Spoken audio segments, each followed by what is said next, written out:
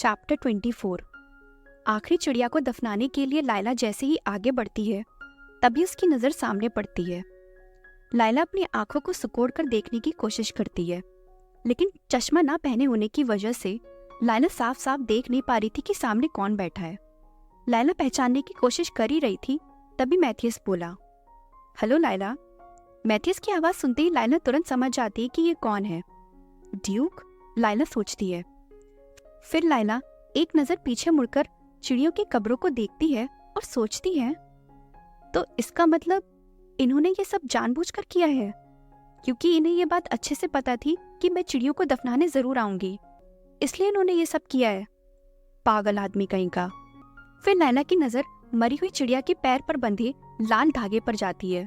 लायला सोचती है, ये लाल धागा तो वही है ना जो मैंने तब उस चिड़िया को बांधा था जब वो शेल्टर नदी के किनारे पैदा हुई थी।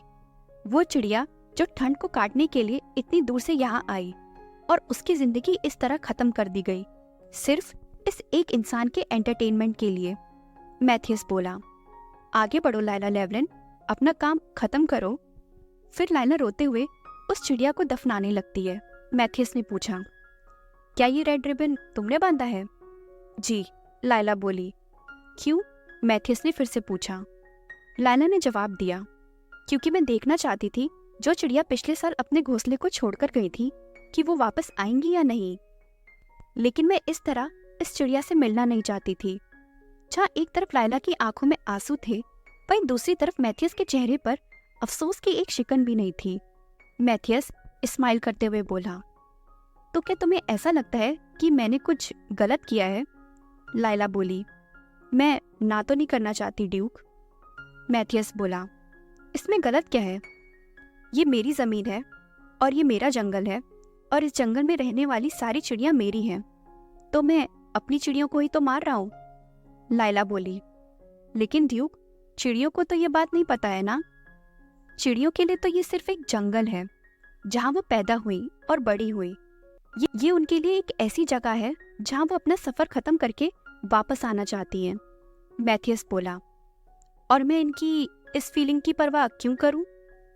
लायला बहुत ही हिम्मत करके बोली, मत करिए परवाह, लेकिन ड्यूक, इस तरह इतनी बेरहमी से इन्हें मारना भी तो जरूरी नहीं है ना। लायला सोचती है, अब जब मैंने इनसे बात करना शुरू कर ही दी है तो फिर मैं हिम्मत करके आज इनसे अपनी मन की सारी बातें बोल दूंगी। मैथियस बोला, तो लायला लेवलिन, अगर तुम चिड़ियों को इतने अच्छे से समझती हो तो तुम मुझे बताओ कि शिकार कैसे करना चाहिए। क्या तुम चाहती हो कि मैं एक फ्रेंडली शिकारी बन जाऊं? लायला बोली, आई एम सॉरी, शायद मुझे इतना नहीं बोलना चाहिए था, मुझे माफ कर दीजिए। मैथियस बोला, तुम्हें चिड़िया इतनी पसंद क्यों है? लायला मिट्टी को खोदते हुए बोली, मुझे नहीं लगता कि ये कहानी सुनने में आपको कोई इंटरेस्ट आएगा। मैथियस लायला के जवाब का इंतजार कर रहा था। तभी लायला चिड़िया को दफनाती है और उसके बाद खड़े होकर बोलती है, अब मेरा काम खत्म हुआ तो अब मैं चलती हूँ। लायला मैथियस को जवाब दिए बिना ही जैसे ही जाने के लिए मुड़ती है तभी मैथियस तुरंत शूट कर देता है। गन की आवाज सुनते ही लायला अपनी जगह पर रुक जाती है। लायला धीरे से पीछे मुड़कर देखती है। वहां पर एक चिड़िया लायला और ड्यूक के बीच में मरी हुई पड़ी थी। मैथियस बोला, तो अब क्या करना चाहिए लायला? मुझे नहीं लगता कि तुम्हारा काम अभी भी खत्म हुआ है। फिर लायला अपने पीछे बैठी हुई चिड़िया की तरफ देखती है जिस पर मैथियस निशाना लगाए खड़ा हुआ था। लायला समझ जाती है कि मैथियस उसे इतनी आसानी से जाने नहीं देगा। लायला बोली, ड्यूक, आप मुझे सीधे सीधे बता क्यों नहीं देते कि मुझसे क्या गलती हुई है? गलती? मैथियस बोला। लायला बोली, हाँ बताइए मुझे, ऐसा मैंने क्या किया है जो आप मुझे इस तरह सजा दे रहे हैं? मैथियस बोला, मैंने तुम्हें कभी कोई सजा नहीं दी, मैं बस अपना काम कर रहा हूँ और तुम अपना काम करो। थोड़ी देर शांति के बाद मैथियस ने फिर पूछा, आखिर तुम्हें चिड़िया इतनी पसंद क्यों है? मैथियस का वही सवाल सुनकर लायला पहले आसमान को देखती है, उसके बाद उस मरी हुई चिड़िया को और फिर मैथियस की तरफ देखकर बोलती है, क्योंकि ये चिड़िया हमेशा मेरे साथ रहती है। जब मैं छोटी थी तब मेरी माँ मुझे छोड़कर चली गई थी, ये बोलकर कि वो वापस आएगी, लेकिन उसके बाद वो कभी वापस नहीं आई।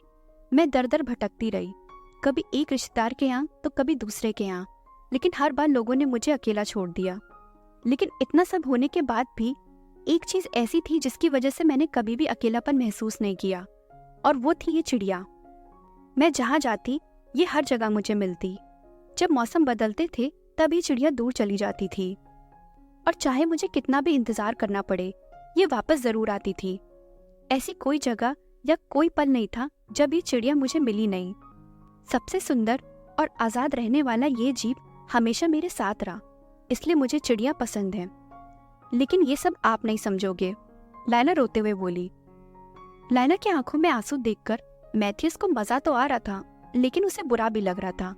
लायला अपने आंसुओं को पोंछते हुए बोली, क्या आप फिर से शिकार करने आएंगे? अगर जरूरत पड़ी तो, मैथ्यूस ने सीधा जवाब दिया। थोड़ी देर तक एक दूसरे को देखने के बाद मैथ्यूस को एहसास होता है कि वो डिनर के लिए लेट हो रहा है।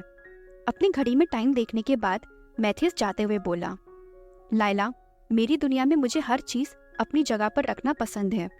मुझे वो चीजें बिल्कुल पसंद नहीं है जो अपनी जगह पर नहीं रहती, या मुझसे छिपती हैं या फिर मुझसे भागने की कोशिश करती हैं। लायला कंफ्यूज होते हुए बोली, आपका मतलब क्या है? मैं समझी नहीं। मैथ्यूस घोड़े पर बैठकर बोला, अपनी जगह पर ही रहो। लायला फिर कंफ्यूज होते हुए बोली, किस टाइप की जगह की बात कर रहे हैं आप? मैं समझ नहीं पा रही हूँ कि आप कहना क्या चाह रहे हैं। मैथ्यूस बोला, सोचो लायला लेवलिन, ध्यान से सोचो, और अगर तुम्हें जवाब मिल जाए तो क्या पता मैं एक फ्रेंडली शिकारी बन जाऊं। और ये बोलकर मैथ्यूस वहां से चला जाता है। तो लायला तो समझ नहीं पाई कि मैथ्यूस क्या बोलना चाह रहा है। तो क्या आपको समझ में आया? प्लीज कमेंट करके जरूर बताइए। मिलते हैं अगले एपिसोड में, और जाने से पहले चैनल को सब्सक्राइब और स्टोरी को लाइक एंड शेयर करना ना भूलें। Thank you.